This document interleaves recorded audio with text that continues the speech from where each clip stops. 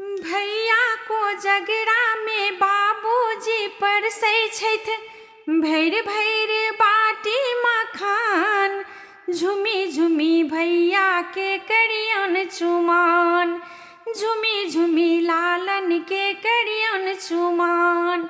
भैया को जगड़ा में बाबूजी परसै छथि भैर भैर बाटी मखान।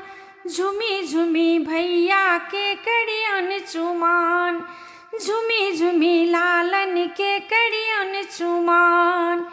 आंगन चानन नीपू कौशल्या, आंगन चानन नीपू कौशल्या।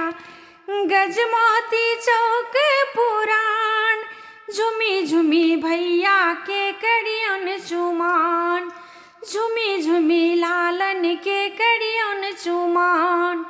अलसा कलश ले पुरहर साजल, अलसा कलश ले पुरहर साजल।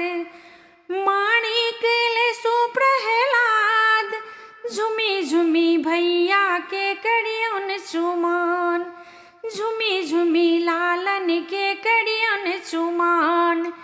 काचही बाँस केर डाला बुनायल, काचही बाँस केर डाला बुनायल।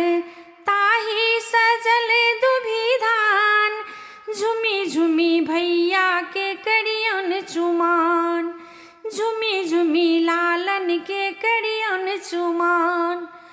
भैया को जगड़ा में बाबूजी परसै छथि भैर भैर बाटी मखान। झुमी झुमी भैया के करियन चुमान, झुमी झुमी लालन के करियन चुमान।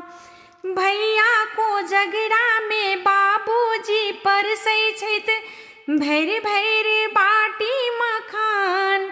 झुमी झुमी भैया के करियन चुमान, झुमी झुमी लालन के करियन चुमान, झुमी झुमी भैया के करियन चुमान, झुमी झुमी लालन के करियन चुमान।